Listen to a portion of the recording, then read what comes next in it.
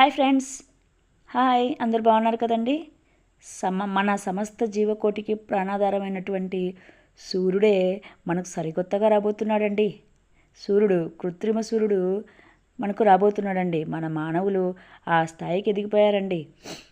టెక్నాలజీలో దూసుకుపోతున్నటువంటి చైనా సూర్యుడినే కృత్రిమంగా సృష్టించి ఈ ప్రపంచాన్ని ఆశ్చర్యపరిచే దిశగా అడుగులు వేయబోతుందండి. దీనికోసం చైనా శాస్త్రవేత్తలు 582 టన్నుల బరువుతో ప్రపంచంలోనే అతిపెద్ద సూపర్ కండక్టివ్ అయస్కాంతం తయారు చేసి విజయవంతంగా పరీక్షిస్తున్నారండి.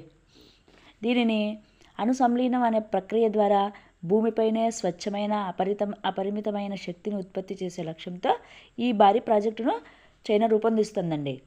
ఈ ప్రాజెక్టు 2030 నాటికి ఫ్యూజన్ శక్తి ద్వారా విద్యుత్తును ఉత్పత్తిని తయారు చేయాలనే సంకల్పంతో ప్రణాళికతో చైనా ముందడుగు వేస్తుందండి. ఈ కృత్రిమ సూర్యుడు 21 మీటర్ల పొడవు, 21 మీటర్ల వెడల్పు, 522 టన్నుల బరువు ఉంటుంది. ఈ సూర్యుని ఆకారం తెలుసా మీకు? ఇంగ్లీష్ అక్షరం డి ఆకారంతో సూర్యుని తయారు చేయబోతున్నారండి.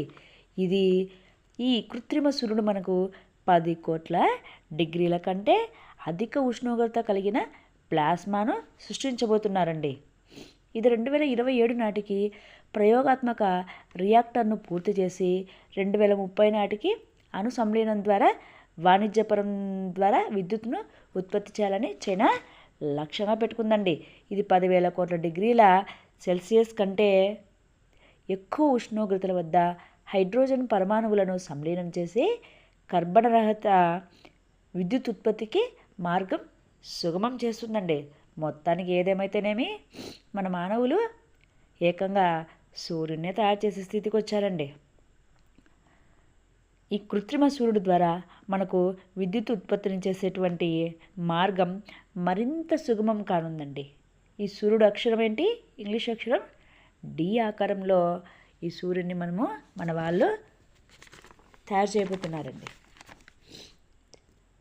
సూర్యుడు మేడ్ ఇన్ చైనా. అందరికీ ధన్యవాదములండి. బాయ్.